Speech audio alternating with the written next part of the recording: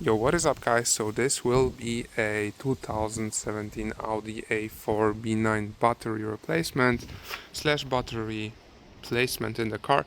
So this is a new battery I got, pretty much a direct replacement for the original one. And let me get you through the steps and we talk more about the battery, the differences, and which one you should get as we continue. So first of all, of course, you will need to take this up over here and take out the spare wheel just by unscrewing this part.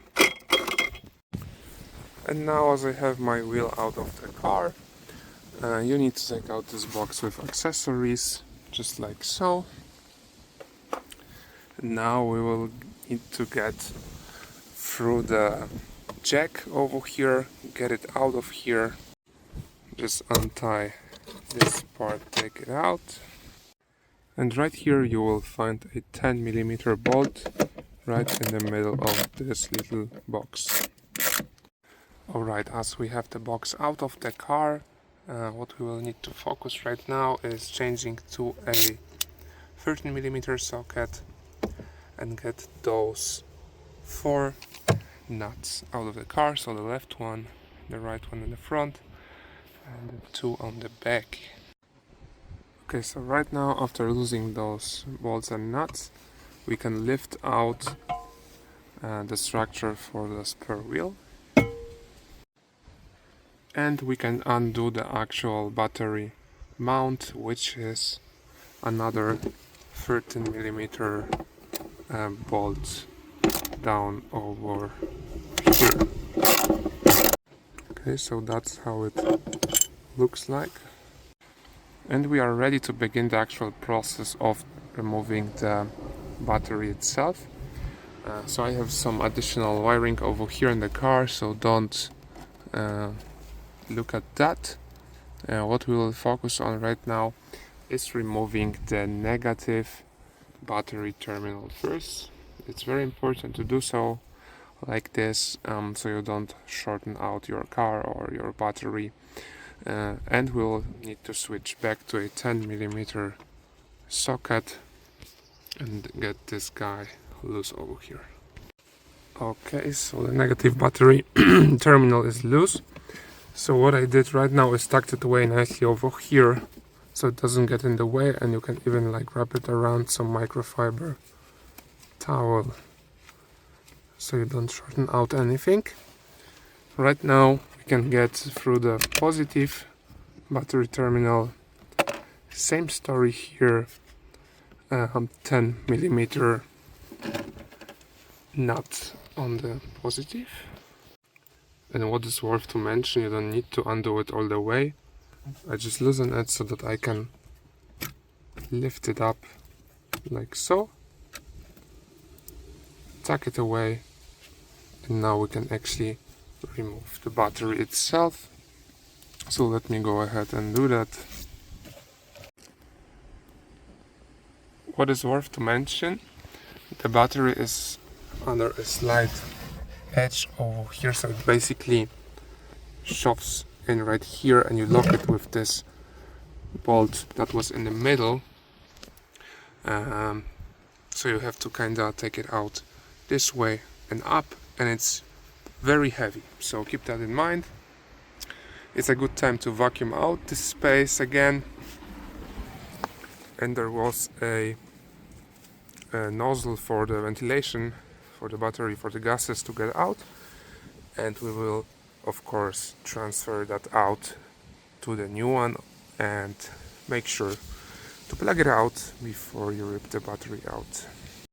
So now we can actually talk about the batteries and the replacement batteries. So as you can see, the original one is the same brand, so I advise you to use the same brand as you can. So I simply went on the website of Varta and typed in my car specification, the year, the model, everything like that. And this is the newest one, that is a direct replacement for this one. So as you can see, of course, it's 12 volt. This one was 75 amp hours, and the new one is 80. I guess because they have a better technology and so on. 12 volt, 800 amperes, again 800 amperes of the maximum output. Over here the size is exactly the same, and I paid around $190, something like that. And also this brand is a pretty good one. So right now I can start the installation. So I will begin with removing this cover over here and put it back in the car and do this connection first. So when I was about to install the battery, I found the slightest scar on the cable itself over here. This might have been done by the factory, by the previous owner, I don't know. But as you can see, you can definitely see the metal wiring inside of it. So yeah, as a precaution, I will simply isolate it right away to don't cause any problems in the future. So yeah, a few good layers of insulation tape did the job. When it comes to those things, you always want to be safe and don't look for the problem with your car stranded somewhere in the middle of nowhere. Okay, so the battery sits nicely over here, but it is like maybe 2 milliliters wider, I guess, than the original one, or 1 millimeter. It's just is slightly thicker, and as you can see, this bolt over here doesn't line up ideally. So if I wanted to, I could just screw it in with force here and be done with it, but I will just slightly modify the hole of this bracket to be a little longer, so it will give me the room to properly mount this bolt. That's not something you would need to do, but I would like to have it done correctly. Alright, so you can see right now it sits correctly upwards, and what I did is basically, let me show you, a little kind of bean shaped hole over here, and it works fine. Alright, so I got this tightened up. You don't need to have it tighten up very much. It's just like holding not much weight, if you know what I mean. So I just tightened it with a small ratchet, and I got the positive terminal as well, all mounted up. So let me take the original cover for it, put it nice in here, sits nicely, and now I can start with the negative battery terminal. So let me get it ready. Right, so the terminals are nicely connected, and now it's time to reinstall this part over here. So you don't want your fumes from the battery to get in the cabin of the car, so I will just plug it in right here.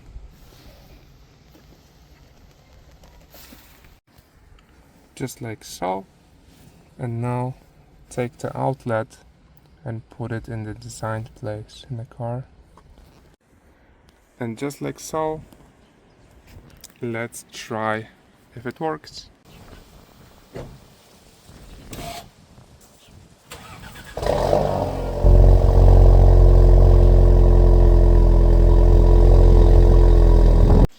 As you could hear, everything starts right up. So let's begin the process of putting everything back in here and tack it nicely. And for the mechanical part, this is it. So now it is the time to actually code in the battery in the car. I will show you two ways, with VCDS and with OBDeleven. For this one I will use VCDS. I don't have the subscription on the OBDeleven right now, so just follow my steps over here. You go to control measures, you go to CAN gateway 19. We wait for it to load. So basically, this is not like in BMWs where you have to code the battery, but I strongly suggest it would be done because it resets the adaptations for the battery. So it just treats the battery as a new one, restarting the voltage and everything for the battery, and this will get you a longer lifetime on the battery itself. Battery here, okay, just search for it, and now we go through rated battery capacity. So in my case, this is the right number. Let me just double check what the battery I placed in the car was. This was 80 amp hours. So let's go back. And again, technology, it's not fleece, it is AGM. So we need to find AGM, do it. Yes. Okay. So the battery technology is replaced, the manufacturer of the battery. So it is not JCB, it is Varta, and for Varta use VA0, do it. Yes. Okay, it worked again, and the serial number, which is the last part, so I don't have the serial number on me, but I will just type in 2025. Okay.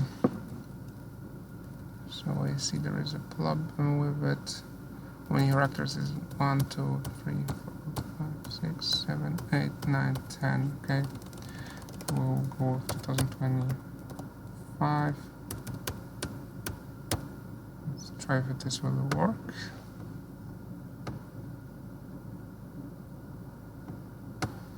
And it accepts the request. So you can type in what you need over here, or the actual battery code or the serial number if you'd like to. Now if I go back, restart the car, and I will just double check if it worked. And as you can see, everything is changed after the restart of the car, and now we will go through OBDeleven. So with OBDeleven it's very simple, just connect it up, go to control units, go to gateway, then go to adaptations, and now when you just type in battery you can see all the data I just put in on VCDS. As you can see, I don't have my license right now for OBDeleven, but it's the easier tool to use, I believe, for such simple things. This is it for this video, guys. Thank you so much for watching. I hope I see you in the next one. Bye bye.